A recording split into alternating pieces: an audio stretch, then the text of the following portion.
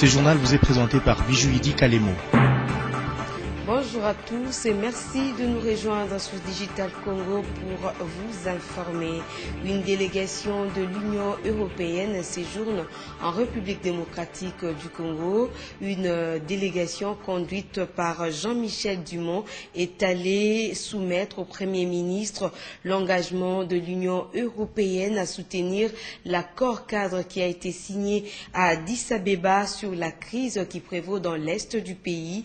Matata Ponyo a aussi échangé avec le vice-président de la VIC internationale, une société d'État chinois. Des détails avec Elvis Ngwala.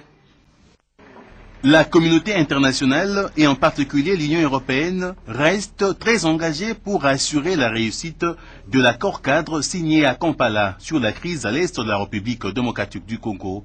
Le message de Jean-Michel Dumont à Augustin Matata Ponyo. Au cours des échanges, le chef de la délégation de l'Union européenne en RDC a fait savoir au Premier ministre comment est-ce que l'Union européenne pourrait appuyer le processus dans l'est du Congo, cela à la fois sur le plan politique, diplomatique et de développement.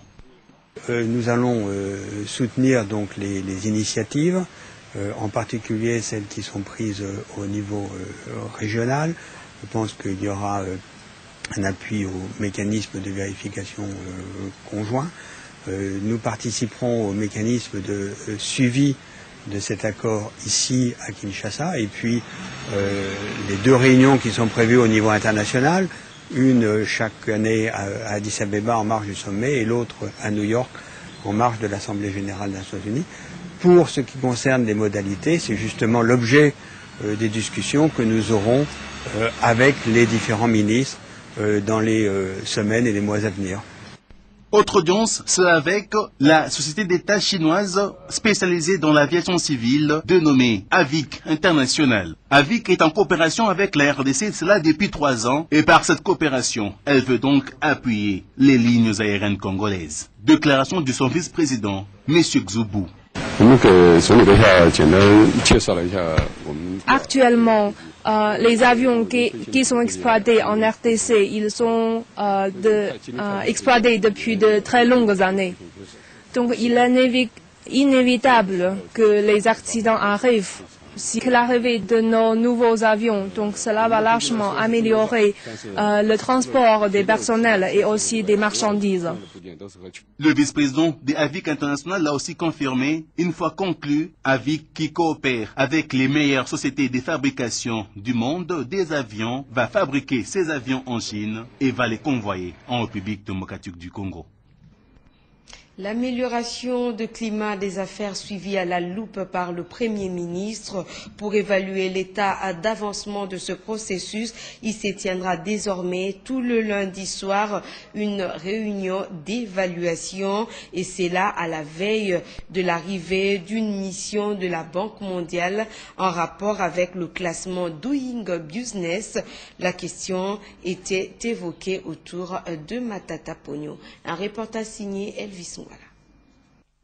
Il faut que le climat des affaires s'améliore en République démocratique du Congo. Voilà le message du Premier ministre à ces quelques membres du gouvernement prenant part à cette réunion d'évaluation. À la veille donc de la mission de la Banque mondiale qui arrive en République démocratique du Congo pour faire l'état des lieux de l'amélioration du climat des affaires avant la publication de la cotation Doing Business, il faut que la RDC soit un ordre de bataille. Matata Ponyo voulait donc s'imprégner des avancées significatives par rapport à cette nouvelle donne. Une chose est vraie, des réformes sont accomplies à travers toutes les structures du gouvernement congolais. Le vice-ministre du plan, Sadok Binganza, résume la réunion.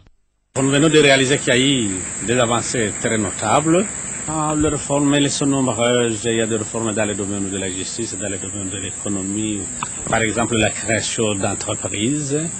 Il y a aussi des réformes dans le cadre des juridictions de commerce.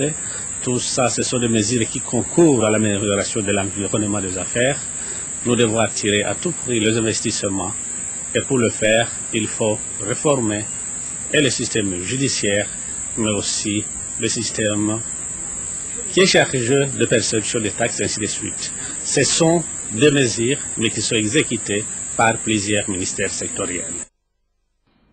Les secrétaires exécutifs de la communauté économique de pays de Grand Lac et à Kinshasa, Herman Tugaya, vient annoncer la tenue prochaine du sommet de présidents de chambres législatives à Bujumbura. Il sera entre autres question de la situation sécuritaire dans la région. Il a été reçu par le président de l'Assemblée nationale, Obaminaku Yvon Mouya. Nous avons enfoncé une porte qui était déjà ouverte. Le président de l'Assemblée nationale de la République du Congo a donné son accord de principe et il est d'accord que ce sommet soit organisé le plus rapidement possible pour se pencher et évaluer la mise en œuvre des recommandations qui avaient été issues du dernier sommet des présidents de chambre parlementaire, mais aussi d'envisager les perspectives d'avenir.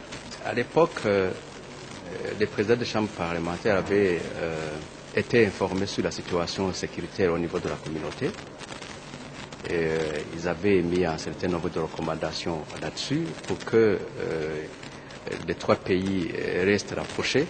À l'époque des faits de ce sommet, il y avait déjà un projet sur la table, donc un projet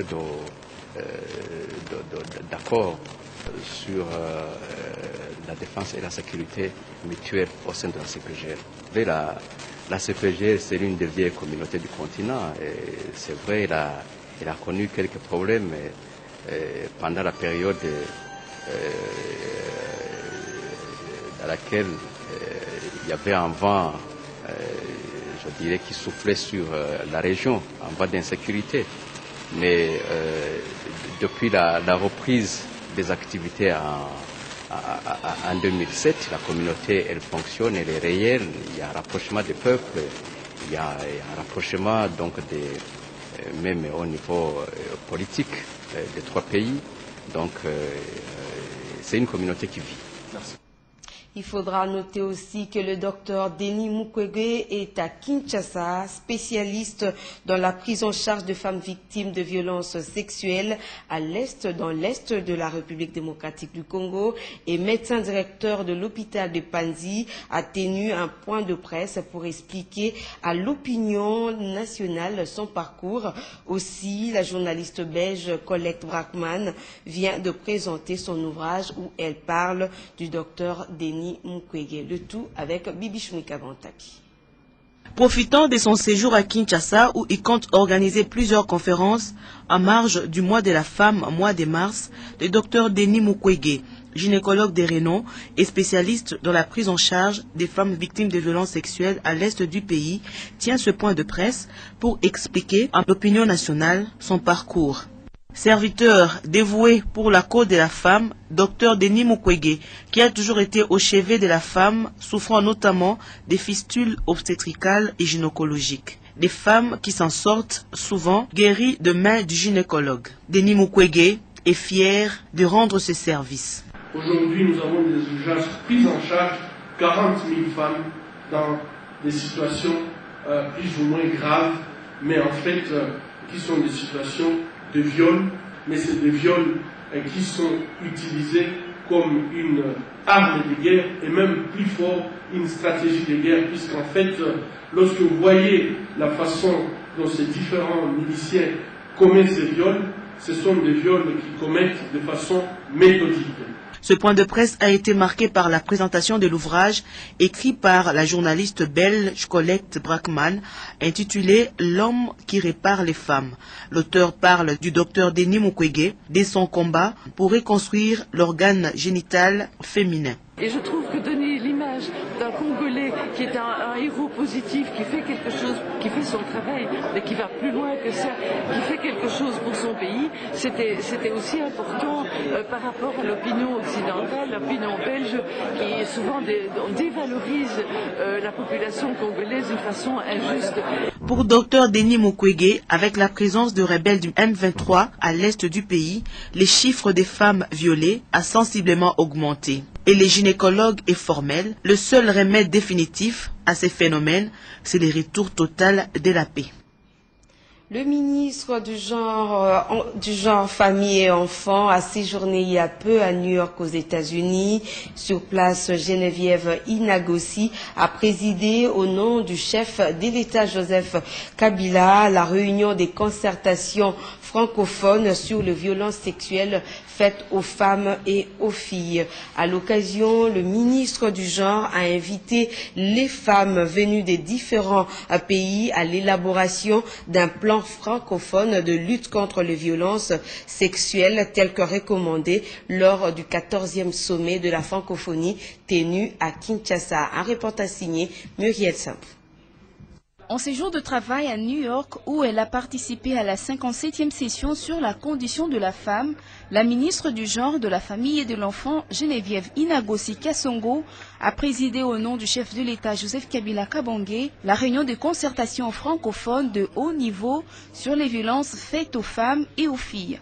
Plusieurs personnalités ont pris part à cette rencontre, parmi lesquelles la première dame du Burkina Faso, Chantal Compaoré, la directrice exécutive de l'ONU Femmes, Michelle Bachelet, la procureure de la Cour pénale internationale, Fatou Bensouda, la ministre française des droits des femmes, Najat Vallaud, et l'ambassadeur et représentant permanent de l'Organisation internationale de la francophonie auprès des Nations unies, Philippe Savadogo. Cette rencontre de haut niveau a fait savoir la ministre Inagossi était placée sous le signe de l'action et de la mobilisation pour la mise en œuvre des engagements politiques. Geneviève Inagossi a invité les chefs des délégations présents à adopter le plan d'action francophone sur les violences faites aux femmes et aux filles. Pour rappel, ce plan d'action a fait l'objet d'une consultation entre les États et les gouvernements membres de la francophonie sur base des engagements pris lors du 14e sommet de la francophonie tenu en octobre 2012 à Kinshasa. Cap à présent au Katanga où après avoir regagné sa province, Moïse Katumbi Chapwe a effectué une visite d'inspection au nouveau complexe Kiwele en pleine réhabilitation pour revêtir sa plus belle robe. L'avenue Caravia a été aussi visitée par le gouverneur avec le deuxième pont déjà fin prêt. Le gouverneur a rassuré aussi ses administrés pour le rabat de prix de sacs de farine de maïs. Un commentaire de Ludwig Futakalumba. Je suis chez moi, je suis à Lubumbashi, je suis de retour, je suis en train de visiter les chantiers avec vous. Aussitôt revenu de son périple à l'étranger, le gouverneur du Katanga, Moïse Katumbi Chapwe, s'est directement mis au travail. Il a commencé à visiter et inspecter les différents chantiers de la province. Le premier site à être visité, le complexe Kiwele et la piscine olympique. À la piscine olympique, les vestiaires des nageurs sont déjà prêts et certains équipements déjà en finissage et même un groupe électrogène est déjà prêt en cas de coupure intempestive du courant électrique. En bonus, la piscine du nouveau Kiwele destinée aux petits nageurs a commencé même à être construite. Très exultés par la visite du gouverneur, les élèves du complexe Kiwele ne cessaient de répéter sans cesse de leur bouche le nom du gouverneur Moïse Katumbi Chapwe.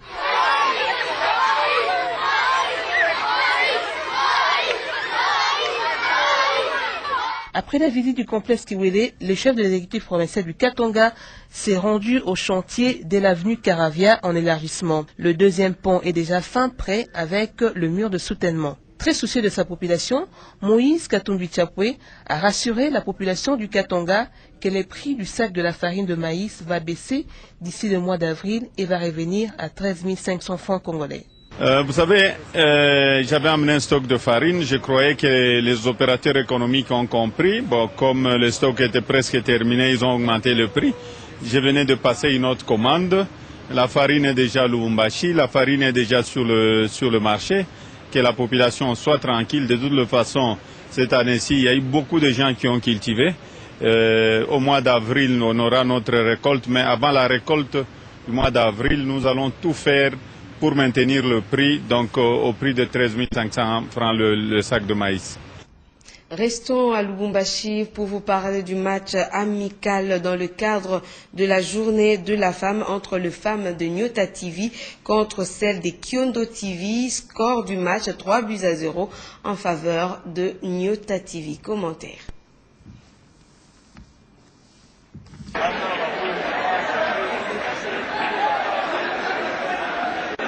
Elle a eu raison, Patricia Nice.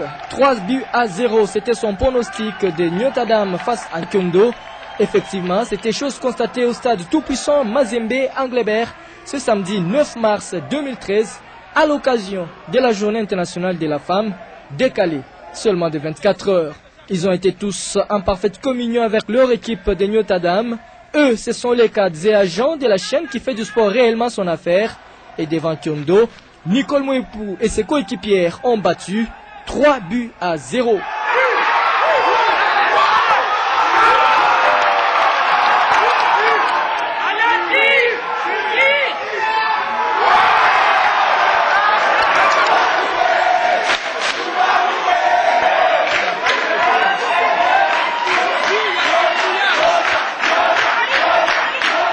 L'essentiel a été fait en première période, 2-0, coaching payant de Tonton Mwanda. Et aussi, ces filles ont respecté des consignes. Notre coach nous a demandé d'inscrire des gens en première période pour se mettre à l'abri. C'est ce qu'on a fait en première période. On a réussi 2 buts. On a joué surtout sur les failles de Kyondo. Kyondo avait une bonne équipe, mais c'est la défense qui a plus pêché. Alors on a profité de ces failles pour se mettre à l'abri avec 2 buts en première période et espérer donc en deuxième période bloquer plus l'attaque de Kyondo.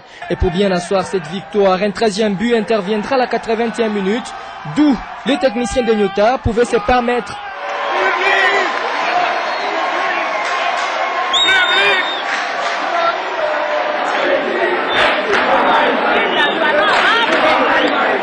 de faire rôder tout son banc, Linda Lukalu, Patricia Nice, Nadège Chibola et les autres dames de Nyota pouvaient elles aussi monter sur le terrain et conserver ces résultats de 3-0.